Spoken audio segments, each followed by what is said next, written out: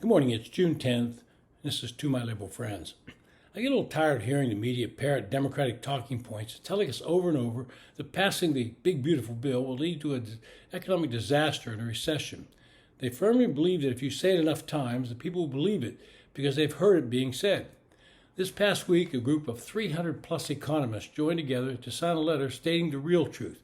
It said very clearly, quote, "It is in America's economic interest to extend President Trump's tax cuts permanently to prevent a tax increase on January 1st, 2026, end quote.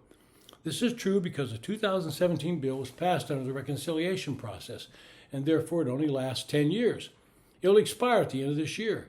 That bill is a 10% across-the-board tax cut. Unless Congress takes some action by the end of the year, everyone will see their taxes increased.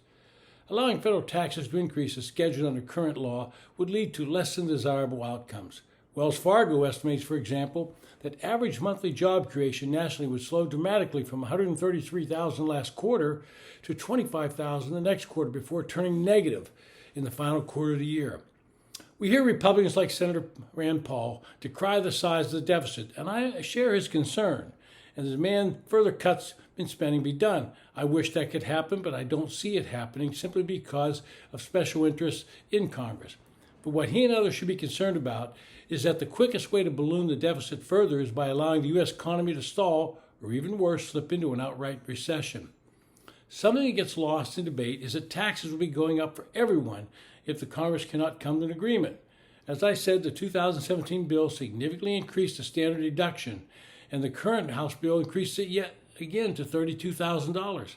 And according to IRS, about 90% of filers were using the standard deduction. The 2017 bill slashed marginal tax rates for everyone, permanently extending the individual provisions of the 2017 bill would reduce taxes. Relative to current law, on 62% of filers, only 9% of filers will see a higher tax in 2026. Another point that gets misrepresented about the 2017 bill is that Democrats, along with the media, keep saying that the bill was a tax cut for the wealthy. We're seeing this now with Democrats wailing and screaming this is a tax cut for billionaires. Now you notice that Bernie Sanders is not saying millionaires anymore because he's one of them. But according to the IRS, the share of taxes paid by the, quote, rich went up, not down after the passage of the 17 bill. According to reports, the federal government collected $4.9 trillion in federal revenue last year. That's almost $1.5 trillion more than in 2017, the year before the tax cuts went into effect. And the taxes paid by the top 1% rose as well. Surprise, that means there was a giant Laffer curve effect from the tax cuts in 17. We got higher growth and higher tax payments with lower rates. This should not come as a shock because the same thing occurred when a Democratic president, John F. Kennedy, cut the tax rates in the 1960s, and again when Republican President Ronald Reagan cut tax rates in the 1980s. But none of that matters to Democrats, who have to continue their myth about tax cuts only benefiting the wealthy.